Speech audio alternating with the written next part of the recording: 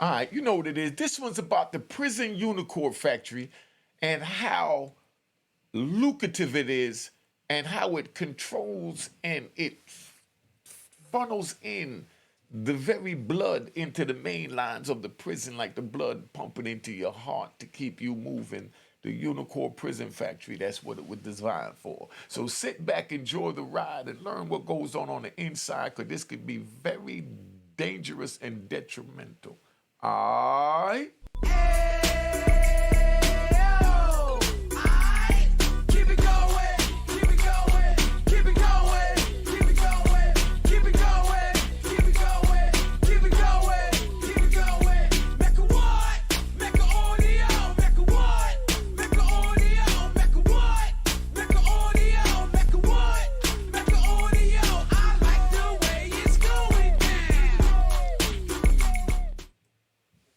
All right, this was about the prison UNICOR factory. Check it out.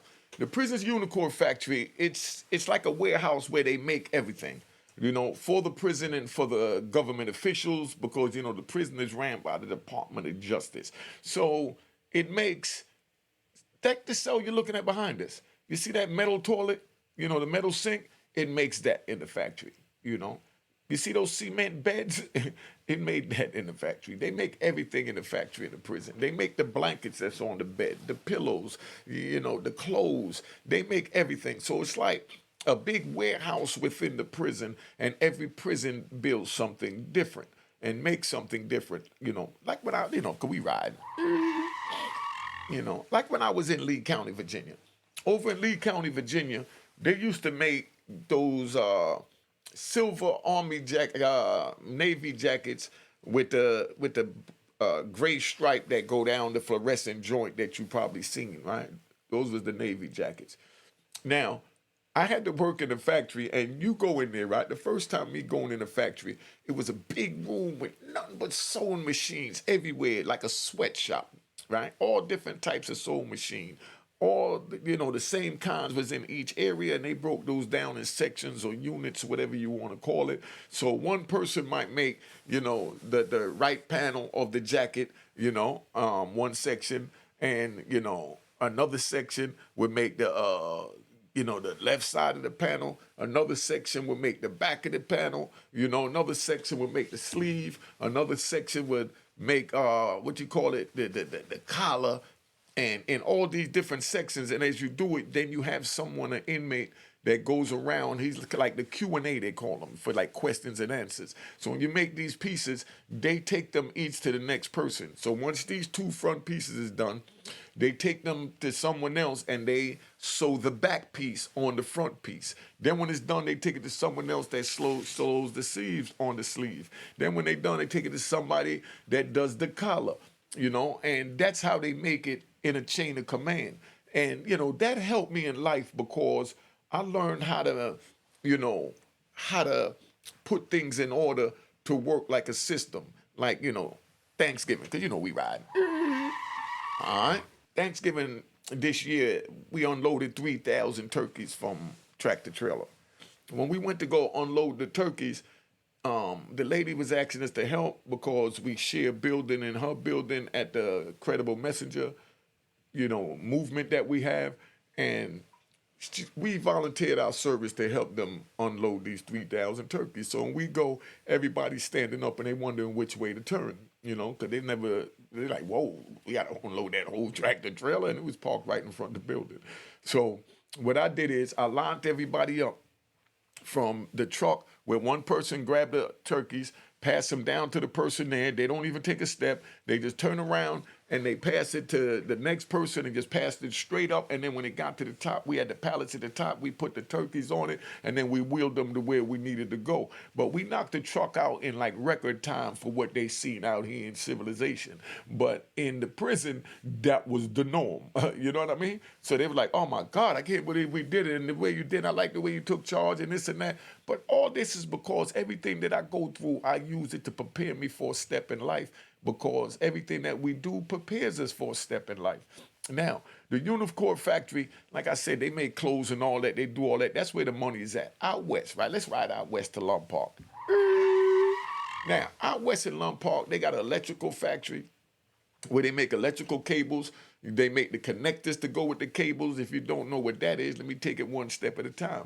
The electrical cable, this is an electrical cable. The electrical cable is just a wire, man. Right here. Just the wire and this. This is called the connector at the end. So we got the wires, and we got to take the wires and let them, and solder them onto this connector, and then someone have to test it. Then they solder it on the other end. Then they have to test it. Now, that's what the Q&A do. Now, once you test it and know that this side is working and this side is working and this side is lined up with this side, then you know that this is going to work, right? So now, we did cables that was so big, I'm talking about, had like 121 connectors this big, right? When you look in there, the connector had like 121 little circles, and they got letters next to it, like A1, A2, A3, A4, then it go AA1, AA2, it go like BB2, and it goes in sequence because it's 120 that they have to have. And on the male, female, the male is the one that plugs in the wall. Like when you plug a socket in the wall, that's called a male connector. The socket in the wall, that's called a female, because that's what you're pushing it into. So I learned all this from in the prison. You see how I took advantage of my prison time. So now we got that going on. We making these big cables, right? We not even paying no mind. We get up in the morning, we brush our teeth, we get ready, smoke a little joint, drink a little coffee. I drink my hot cocoa or my tea. I never been a coffee drinker. I never even tasted coffee in my life.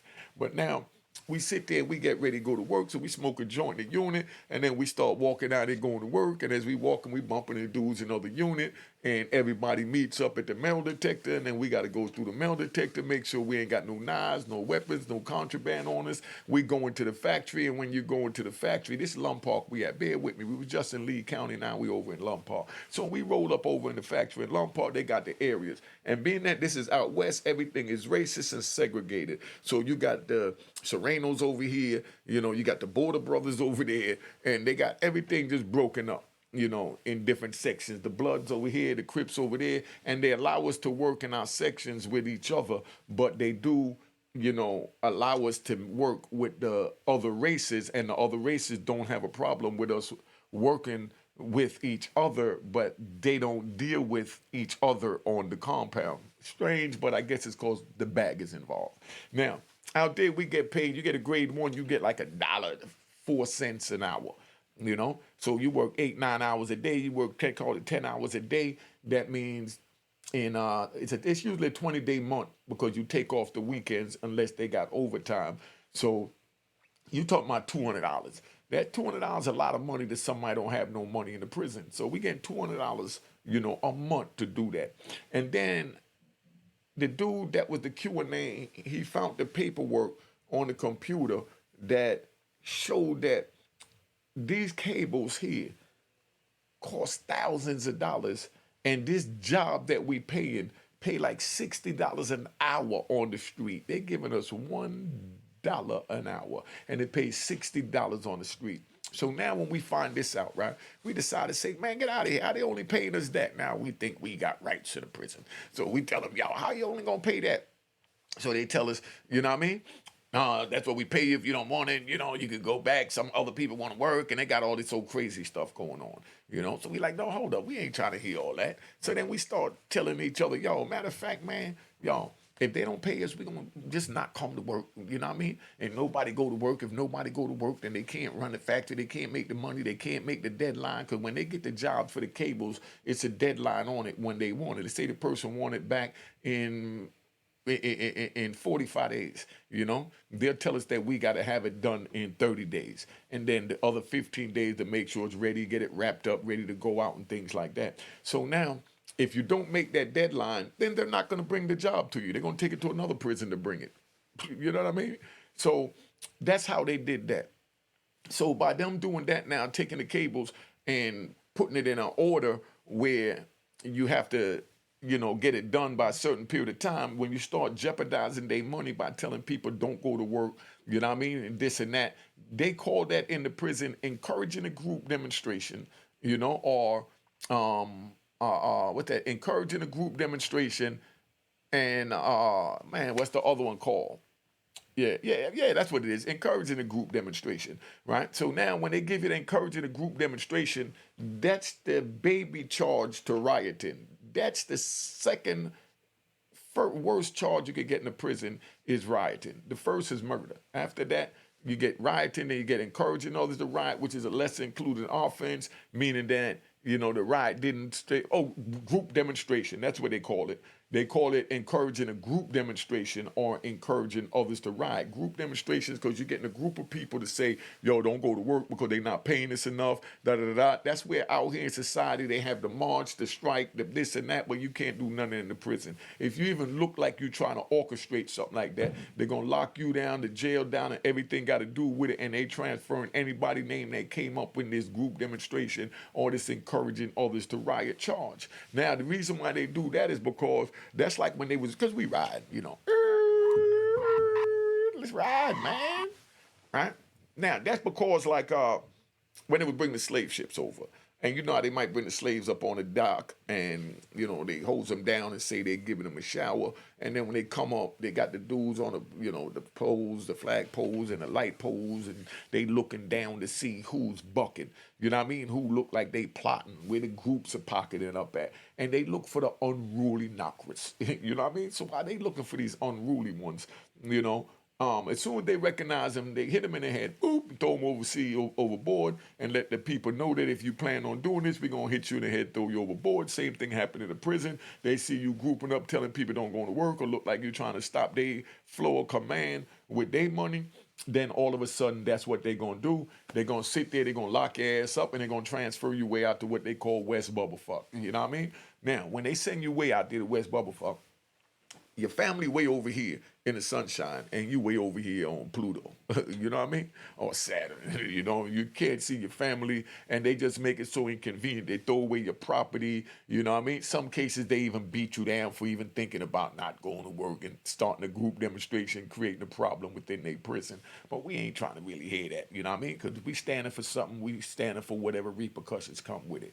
So now they grab us and that's the group demonstration. Once you get that on your jacket, anywhere you go, you got what they call a red flag. So right next to your name, you put a bookmark next or you highlight something on your phone or when a new message coming is highlighted, and then you could scroll through it and you could automatically see, what messages you open by where that highlight is at. Well, when they scroll through the computer, when they got thousands of names in it, on a compound, might have 1,000, 2,000 people, people that got certain charges will have a red flag next to their name, which is equivalent to that little light that lights up on your phone, so y'all understand. So when something happened now and they say, yo, I think they plan a group demonstration, they go right to the computer and they hit group demonstration and encouraging others to riot. You know what I mean? And when they hit that, everybody that got that, it'll pop up. Go through the whole list and it'll give you the whole list of everybody that ever did that, been charged with that, associated with that or whatever, and those are the ones they're going to get locked up. I mean, me being that I had, the alleged riot in Lewisburg and all that with the police and the fan turning into a one-pop shooting pool balls, all this stuff they accused me of.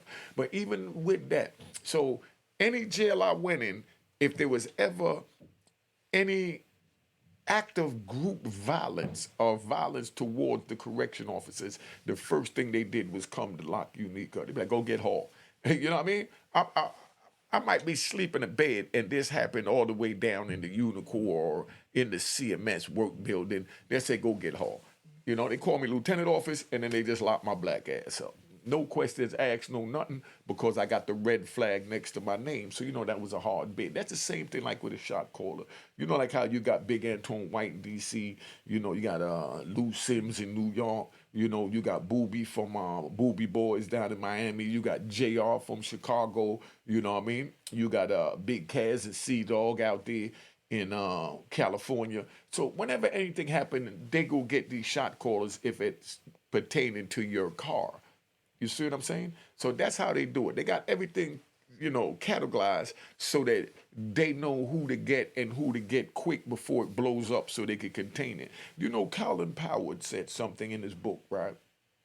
When I read it, they asked him, why don't you, I think they were doing the Gulf War. They asked him, why don't you, send the prisoners to war instead of the civilians? And then once the war is over, if they make it alive, then they come back and then they're a free man, you know.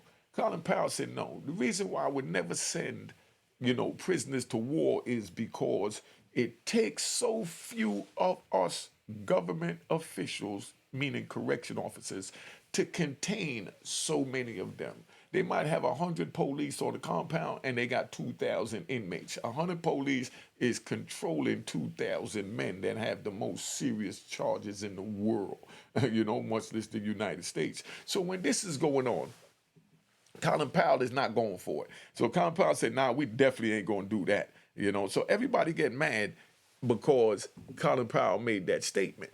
So he elaborated more. He said, why would I put these men to go across enemy line from in our prison system when they already told on their comrades that they chose to break bread with once they got caught by the federal government? So what do you think is going to happen once they get caught by our ops in another country? Of course, they're going to commit treason. They're going to tell. You know what I mean? So, nah, we don't want to bring this. We know, you know, they got a handful of, you know, official ones in there, but we ain't got time to try and weed out who wasn't what, you know. So that's where that go. So, you know, because we ride, you know, I just want you to understand that. So when you get that red flag on you, so now they know who you are. So wherever you go, any jail you go to, that flag is on you. I'm talking about, I got it in Lewisburg. I went to ADX, got it. You know, came out there, went to Allenwood, then Lum Park, then Coleman, then Lee County, you know what I mean? Then Otisville, then Raybrook, then Atwater, you know, then Coleman, and then out to Victorville, and then made it home where now I'm free, so we're going to give me a round of applause. All right, relax, man, relax. You know, so that's where it's at. So that's how the UNICOR thing worked, right? But now, so you understand this UNICOR, right? The UNICOR, being that it pays all this money, that's the best place to work. Because first of all, you out the way, the police not bothering nobody in UNICOR, because UNICOR is like I said, you know, the main line, the heart of the prison, because that's where the money come in at. So imagine they saving all that money if they paying us $1 an hour and they would have to pay somebody $60 an hour on the street to make these cables. So they saving millions of dollars with us, so they kind of give us a little preferential treatment. So while we're in the UNICOR and we're doing us now and we're in the pockets, a hustler could get money out there. All you gotta do is have the drugs, because the dudes just like to get high anyway to try and let their time pass. They at the UNICOR trying to let their time pass, and they trying to get a bag for making their time pass. So when you go over there, you know who you dealing with, and you know, you give certain dudes credit. They go in their little section and they got their little cooker, and they cooking up the joint in the corner, and the police acting like they don't see it, and everybody doing them, and they shooting dope, and we in the back, we smoking weed on the dock, and might even bring some white lightning down, and the water bottle look like it's water, and we go back there, and we getting drunk off the white lightning, then we go sit at the joint, and then we make these big expensive cables, and when we get paid end of the month, that little $200 for the 20 days, you know what I mean, at $10 a day, with that, we sit there, and here we go, boom, now, we pay our debts, and the vice man gets all the money. So you understand what I'm saying? So the red flag never comes off you, not even when you go home. If I go back into prison, God forbid, you know what I mean, that red flag is still going to be on me. That's the way that works. You understand? So don't tell me I didn't tell you. You don't want to go to prison. You don't want to get caught up. You don't want to go group demonstration. Just stay off the streets, stay in school, and get your trade, get your profession, start your own entrepreneur business or whatever, and just do you and move forward, man. That's what I would suggest after everything that I've been through. But now here it is, you give out credit to a couple of dudes. You give the credit to a couple of dudes, and then here go time to pay. They done took credit from so many people that their whole check is gone before they got it. A lot of the people in there is men, majority is men, and they know that they got to pay their debts. If not, they get that Bethel hand, as Bunky Pound says. Banky Pound. I say Bunky coming out Jamaica. But as Banky Pound says, just so you know, it's not disrespecting the brother. I just say Bunky because I saw it chopped in Jamaica. But as Bunky Pound say, put the Bethel hand in them. So dudes take your stuff on credit, and then here it is payday. You know, they paying everybody and they don't come pay you. So once they don't come pay you, now you make your move on them and let them know, bang, bang, bang, bang, bang. It's a wrap. You know what I mean? And so many people get stabbed up on the first of the month when they pay, because they only pay on the first of the month, once a month. So you go work all month. I'm talking about you putting in 10 hours a day, easy, 5 days a week. This is without overtime. And they give you $200. To make it through, you wanted to smoke some weed and you wanted to drink some White Lightning. So now you done got this on credit. They know you definitely getting $200, so they give it to you. But some dudes don't respect the game and try their hand, and they'll go get for many other people. Might get $1,000 worth of stuff on credit, but they only getting $200, and they try and give each person $20 in a sob story, so they don't put the best of hand in them. But that don't usually work too good, because dudes want their bag. That's what it's about. But that's what it is. The prison UNICOR is the heart and soul of the prison. That's how the money comes. Like when I was in ADX, we ride. Every time we ride, we go somewhere else. Now, like when I was in ADX, I told you we make the chairs, the part you sit on, and the back of the chair. That's what we made there, and then they shipped that across the street to the penitentiary, and the penitentiary, they put on some other parts, because they're not going to have us deal with the metal parts or the plastic parts, because they know we're going to break it down and we're going to make Bethel hands and, cause mayhem in there. So all we worked with the plastic and the foam for the back with the fabric over the foam, and they gave us a staple gun to staple it in, and then we still in there shooting the staple gun at each other. I mean, going crazy, We still shooting the staple gun, and we running around having staple gun fights in there, and we just having fun because we doing our time and we make the best out of it. I can't tell you what it was like mentally. I'm going to do some videos later where I'm going to tell you about the mental side of what went on with me while I was in there, and I'm also going to do some for the ladies that I'm going to be doing over at Unique Mecca Audio TV, and I'm going to need y'all to help me name that channel. But I'm going to do one of the programs I plan on putting over there, and y'all help me with the title, for the channel.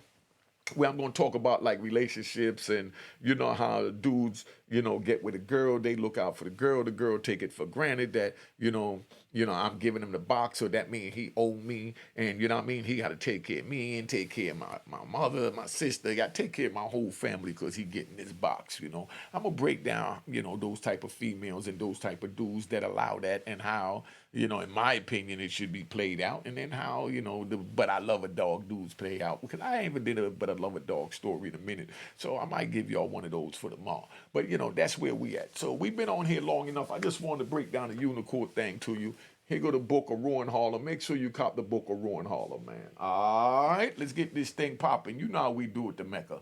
Wabba. Cheers, cheers, toast the crime, toast the crime, the crime, the crime. What?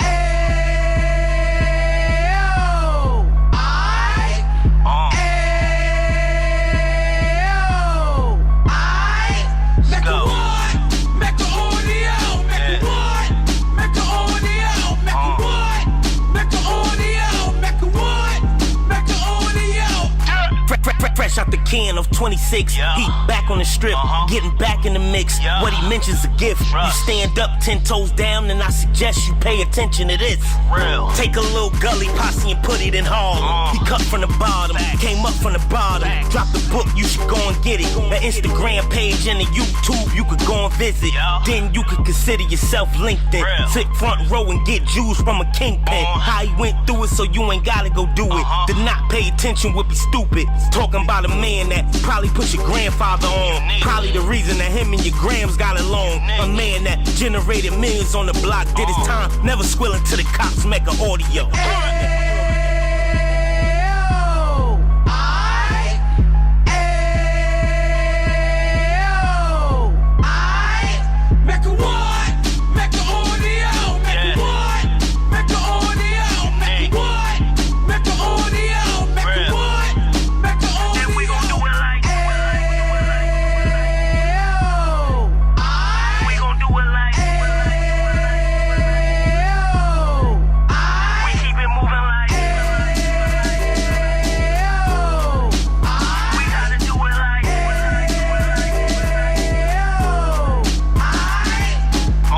Get it live like 2 G's in the 90s. Drop top beamer so shiny. I let shorty go, she was whining. Treat her like my past, she behind me. Spend a couple bands on the Dapper Dan. You be back again, getting green like a Packers fan. No cap, it's a raw in Uptown. They be horn Uptown, Dominican bust downs. Now we on the positive, we got a lot to give. Now he trying to stop the kids from being inoperative. So take heed, homie, lend a ear. He started in Uptown, he gon' finish dead. But now it ain't about selling drugs, buying cars. It's about buying property to make the community ours. So we can give back to the youth them. Cause they the truth them. And bless up to all the rudiments.